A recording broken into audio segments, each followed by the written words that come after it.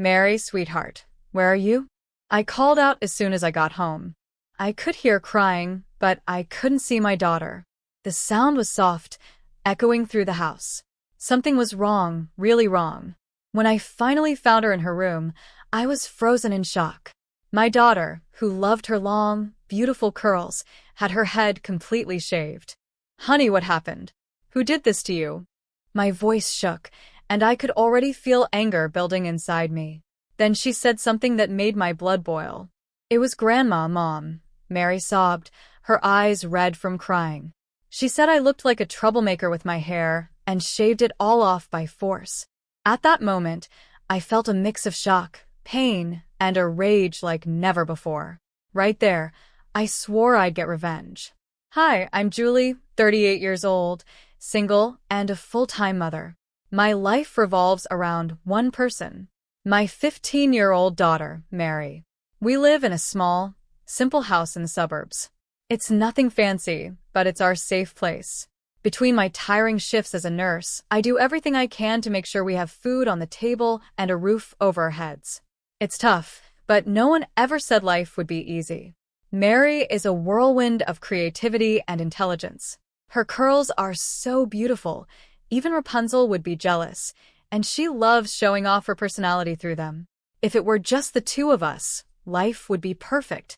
But there's a dark cloud that hangs over our peace. Lauren, my ex-mother-in-law, lives way too close to us. Lauren is 72 years old, a widow, and has a sharp tongue. She helps look after Mary after school, and I know I should be thankful, but the price I pay is constant criticism. Julie, dear, she always starts with that annoying tone that makes my skin crawl. Don't you think Mary's hair is a bit wild? I take a deep breath and say, she likes it that way, Lauren, trying to stay calm. But inside, I feel like screaming. In my day, girls knew how to present themselves, she says, like she's some queen from the past. I bite my tongue again, holding back what I really want to say.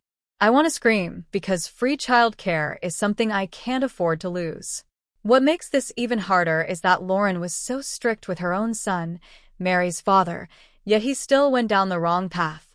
Kyle, the man I had Mary with, lived his whole life under his mother's tight control. Lauren raised him with a heavy hand, believing that harsh discipline would build his character. He was never allowed to be himself or make his own choices. Everything he did was judged by her.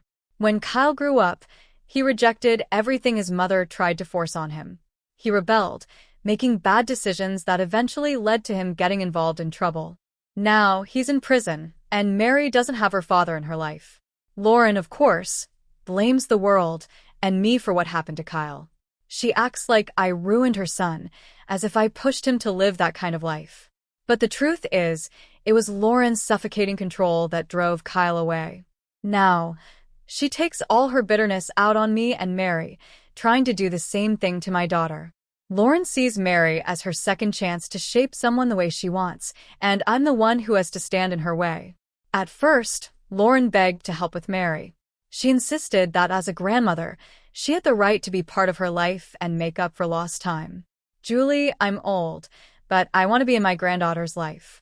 Let me help, she'd say, almost like she was desperate. I admit, part of me believed her. And of course, I needed help. Between my hectic shifts at the hospital and being a single mom, having someone step in seemed like a huge relief, even if it was Lauren. I wanted to believe she was sincere, that maybe she could be a positive influence on Mary. I thought her criticism was just part of her personality, and help is help, right? But every day, I regret that decision more and more. Lauren slowly took over, bringing her rules, her expectations, and her judgments into our lives. Her presence became a burden. She wasn't helping, she was trying to control, just like she did with Kyle. And we all know how that turned out. Thankfully, I have Isabella, my best friend and coworker. She's my support system. How do you deal with that old witch? She asked me the other day over coffee, pouring sugar into her cup like she was trying to make the conversation less bitter. You have the patience of a saint, Julie, she said. I laughed, but it was a tired laugh. My patience is running out, Isabella. It's really running out. And then there's Paul, my neighbor who's always ready to help fix things around the house. Let's be real, he's a total heartthrob, and the way he looks at me, well, if I hadn't learned my lesson with Mary's father, I might consider it. But after the mess of that relationship, my new rule is simple. Keep your distance. Hey, Julie, need a hand? Paul calls from the street. Here he comes, wearing a tight shirt and flashing his easy smile. I try not to stare at his biceps as he lifts some boxes from the garage. Thanks, Paul. You're a lifesaver, I say, but in my head, I'm thinking, and a temptation I really don't need right now. But let's focus on the real drama in my life, which isn't handsome neighbors, it's the ongoing Cold War between Lauren and me. The battleground? Mary's upbringing. Mary, sit up straight. A young lady doesn't slouch. Lauren barks in the middle of dinner, like she's training my daughter for the military. I see Mary's shoulders drop, and my heart sinks. Mom, do I have to listen to her? Mary asks me quietly, tired of it all. I glance at Lauren, silently letting her know that this fight isn't over. Just do your best, darling, I say, trying to comfort Mary.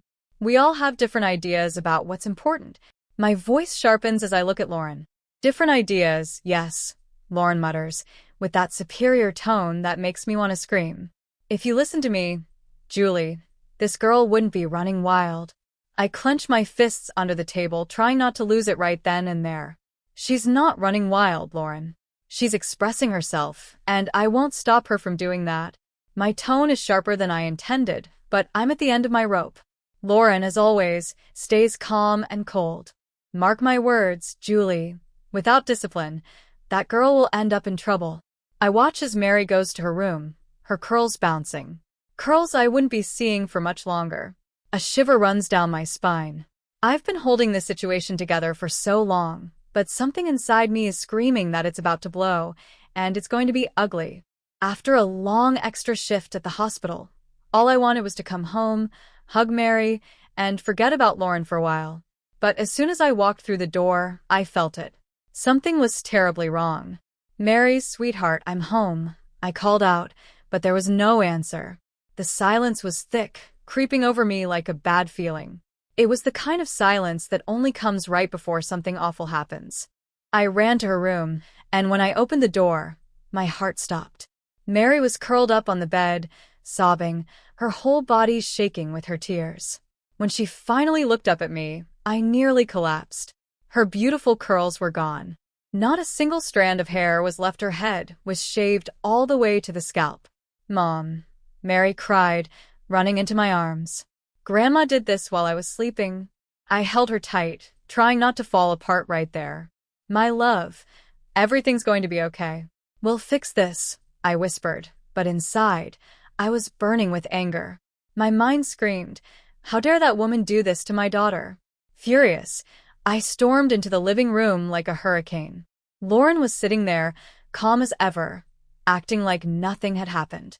Cool as a cucumber. My daughters, I yelled, my voice echoing through the house. What the hell have you done? I was trembling with rage, but Lauren didn't even flinch.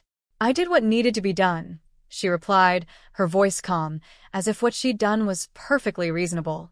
That girl was becoming too vain and disobedient, Julie. I almost laughed at how absurd her words were. Vain?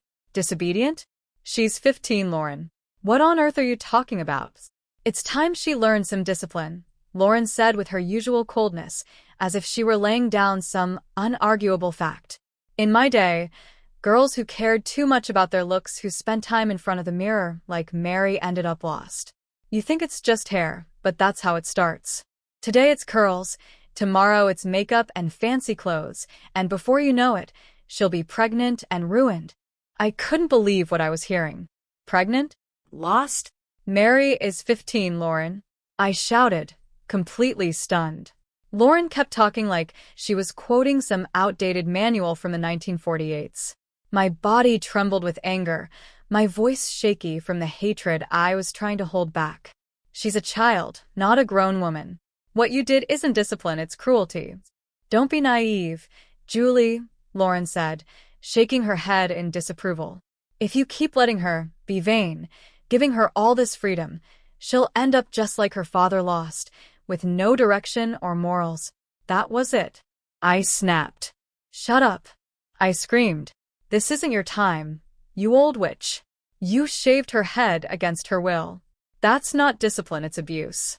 And I'm calling the police. Lauren laughed, a dry, bitter laugh like someone who thinks they're above everyone else. The sound filled the room. Oh, Julie, don't be so dramatic. You're weak, always have been. I've tolerated your soft parenting for too long. Someone had to step in before Mary turned into a delinquent. She was heading down the same wrong path as her father, and you didn't even notice, Lauren said coldly. That was the final straw. My already fragile self-control broke in that moment. My hands were shaking, and my whole body trembled with fury. How dare she compare Mary to Frank, as if it were my fault, as if I had failed. Get out of my house. Now, I yelled, unable to stop the tears that were rolling down my face. I will never let you touch my daughter again. Lauren, as cold as ever, calmly gathered her things without showing any regret. Mark my words, Julie. You will regret not listening to me, she said, her words dripping with venom. When the door finally closed behind her, my strength collapsed. The tears came freely now. I felt like I had failed to protect my daughter. But in that moment, I made a silent promise. Lauren would never have the power to hurt us again. Suddenly, a knock on the door startled me. It was Paul, my neighbor. He had a worried look, the kind only someone who truly cares about you could have. Julie, is everything okay? I heard shouting. He asked, concern in his voice. The moment he saw my face, he knew something terrible had happened. What happened? He asked softly but urgently. I couldn't find the words. I just pointed toward Mary's room. When Paul saw her, his eyes widened in shock. Oh my God! Who did this? He whispered. Lauren, I muttered, my voice shaking with hatred, each word heavy with anger. Paul's expression changed from that of a friendly neighbor to someone ready for battle. This is unacceptable. I'm calling the police right now, he declared. No, Mary cried, her voice broken, her eyes filled with fear. I don't want anyone to see me like this. She curled up in my arms, and I held her tightly, trying to shield her from the pain that had pierced her heart. It's okay, my love, I whispered, trying to comfort her. We won't do anything you don't want to do. I'm here. Paul knelt beside us, his face showing both deep concern and restrained anger. Is there anything I can do? He asked, his voice kind but firm, like someone who wouldn't tolerate injustice. Before I could answer, my phone vibrated. It was Isabella, my best friend. Her voice was full of worry. Julie, what's going on? I got your message, and it sounded like you were falling apart. I tried to speak, but the words barely came out between sobs. I told her what had happened that night. That witch. Isabella shouted over the phone, filled with rage on my behalf. I'm coming over right now, Isabella said, and before I could even catch my breath, there was another knock at the door. In just a few minutes, she was inside, arms full of bags, looking like a hero ready for battle. Okay, here's the plan, she said with determination, pulling out tissues, hats, and fashion magazines. I brought ideas for pixie cuts and some inspiration for colored streaks. We're going to fix this right now. Mary, still heartbroken, managed a small smile as Isabella got to work.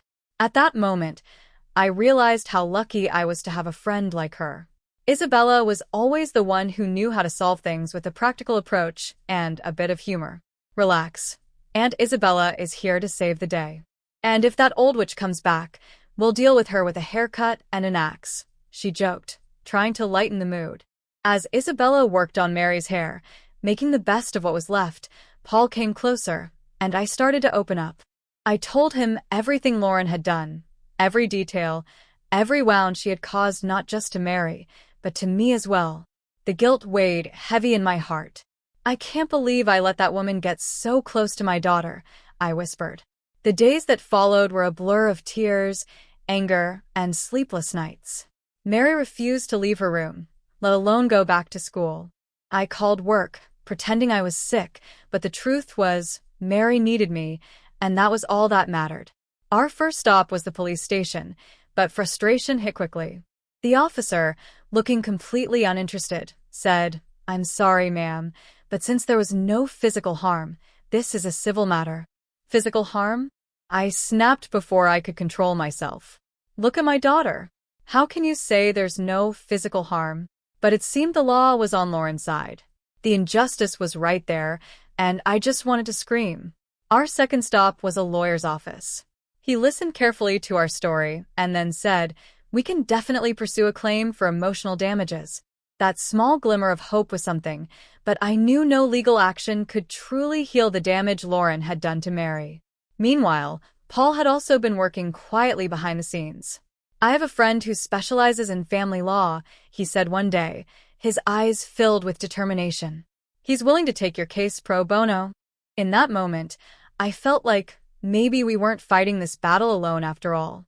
I could have kissed him right then, but there wasn't time for that. Things were about to get even more complicated, and I knew I would need every bit of strength I had left. "We're going to bury that witch in paperwork," Paul said firmly, and with Isabella by my side, I knew I wasn't alone in this fight. First, the whispers started. In the supermarket, I noticed neighbors giving me sideways glances and hush murmurs. Then the phone calls began, mostly from distant relatives. "Julie, is it true you've been neglecting Mary?" one cousin asked, her voice dripping with judgment. That's when I realized Lauren wasn't just trying to hurt me, she was trying to destroy me. She had started a smear campaign, spreading rumors that I was an unfit mother. I collapsed onto the sofa next to Isabella and Paul, feeling the pressure weighing me down. "That which is trying to turn everyone against me," I said, the lump in my throat growing stronger. But Lauren had underestimated me. If she wanted a war, she was going to get one. I decided to fight back. I started digging into Lauren's past, contacting her old friends and relatives. I needed to know if there was more she was hiding. What I found left me cold. One night, as I sat with Mary, she finally opened up to me, revealing what she had been holding back for so long. "If I misbehaved, Grandma said she'd send me to a boarding school," Mary said, hesitating for a moment before continuing. Tears filled her eyes as she added, "She used to lock me in the closet when I did something wrong." My blood boiled. How had I not seen this sooner? How could I have let my daughter suffer like this? I hugged Mary tightly, my heart breaking with guilt and anger. "This is not your fault, sweetheart," I assured her. "Your grandmother will never hurt you again." With the help of Isabella and Paul, we started preparing for our next move. We set up hidden cameras around the house, creating a trap in case Lauren tried to contact us again. We even trained Mary, teaching her how to collect evidence without putting herself in danger. "Remember, Mary," Paul said gently but seriously as he showed her how to use the voice recorder on her phone. "If your grandmother calls or shows up, record everything. Leave no room for mistakes." We were ready. Lauren had no idea what was coming. I had been on the defensive for too long, but now it was my turn to fight back. "Press this button as soon as necessary, understood?" I said, looking Mary in the eyes. She nodded with a strength that both made me proud and broke my heart at the same time. "I won't let you down, Mom." "You could never let me down, my love," I replied, hugging her tightly. "We're in this together, all the way." The trap was set, and now we just had to wait for Lauren to make her next move. This time, I wasn't just going to defend myself, I was going to end this for good. The day of the trial finally came, and my stomach was in knots. The tension was unbearable. Mary squeezed my hand tightly as we walked into the courtroom. Her eyes were focused on the floor, but her determination gave me strength. "You can do this, Mom," she whispered. Her courage fueled me, giving me strength I didn't know I had. Our lawyer began presenting our case, and it was like a mountain of evidence was crashing down on Lauren. The footage from the hidden cameras showed everything: her invading our home, her hateful words echoing in the courtroom. "You ungrateful brat. I'll teach you to never disobey me again," her voice boomed from the recordings. The judge, who had stayed calm up until then, grew more serious with each vile word Lauren had spoken. But that was only the start. One by one, witnesses took the stand: former family friends, nannies, even Mary's old piano teacher. They all shared their stories. "She told me if I didn't make Mary practice piano for 5 hours a day, she'd fire me," the teacher said, his voice shaking. The stories kept coming, building an airtight case against Lauren. But the most powerful moment was when Mary gave her testimony. My brave little girl stood there, her voice trembling, but filled with determination.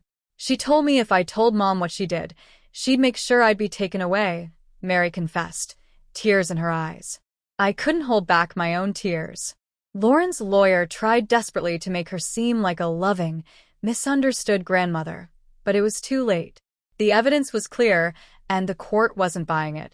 When the judge finally announced his decision, I felt like I could breathe again. This court grants a permanent restraining order against the defendant, the judge said firmly. Additionally, significant damages are awarded to cover therapy and emotional distress caused to the plaintiff. Lauren was officially out of our lives forever. As we left the courtroom, feeling lighter than I had in months, Lauren made one last pathetic attempt. She came toward us, tears streaming down her face, hoping for some kind of forgiveness. "Julie Mary, I'm sorry," she began, her voice trembling. But I cut her off, my voice cold and firm. "Save your apologies, Lauren. You're dead to us." I turned away without looking back, and we walked away. In that moment, a huge weight lifted off my shoulders. We were free. The months that followed were hard, but we got through them together. Mary started therapy, and little by little I saw my daughter come back to life. The sparkle in her eyes returned, and so did her strength. She was coming out of the shell she had been hiding in. One night, at the dinner table, with me, Isabella, Paul, and Mary, she made a surprising announcement. "I want to donate the settlement money," Mary said firmly. "I want to help other kids who've been through what I did." I smiled, proud of her strength, but as her words echoed in my mind, a plan started to form. Mary was healing, but I still carried the anger. Lauren had tried to destroy my daughter and ruin me, and I couldn't just let her get away with it. She needed to feel what we had felt. Lauren probably thought that the restraining order and enforced distance meant everything was settled, that she could finally live in peace. She had no idea the real battle was just beginning. First, I created a false sense of peace, no contact, no confrontations. I let Lauren believe we were out of her life, that the fight was over. But behind the scenes, I was preparing something bigger. I used what I knew about her life, her secrets, her mistakes. The woman who loved to criticize others had a past full of little flaws. Unpaid debts, disputes, and then there was the financial scandal tied to her late husband's money. If that came out, it would destroy her reputation. With Isabella and Paul's help, I started uncovering those secrets. The first shock came when one of Lauren's neighbors received an anonymous letter about the financial scandal. Not long after, a similar letter was sent to the condo's management office. Nothing concrete, just hints and suggestions, but enough to stir up suspicion and make her uncomfortable. Then, I reached out to an old friend of Lauren, someone she had betrayed years ago. I arranged a chance reunion, encouraging the friend to bring up stories Lauren would rather keep buried. Their already fragile relationship fell apart completely. Lauren's image started to crumble. But the final blow was the cruelest. Lauren thrived on the admiration and respect she forced on everyone around her. With the walls closing in and her reputation in ruins, she began to isolate herself. But before that, I spread a rumor that she was in a financial crisis, claiming that her own late husband had left her broke. The scandal made her a joke in the social circles she cared so much about. Eventually, Lauren found herself completely alone, no friends, no reputation, and no respect, which she had always demanded from everyone around her. She became irrelevant, and that hurt her more than anything else. When word of her downfall spread, Lauren tried to reach out to me, maybe to ask for help. But by then, the compassionate version of me no longer existed. There was no vulnerable Mary to protect anymore. There was just me, watching from a distance. She had tried to destroy my life, but in the end, she had destroyed her own. Thanks for listening to this story. I'm really curious to hear your thoughts, so feel free to drop a comment below and share your opinions. And don't forget to subscribe to the channel to catch the next stories.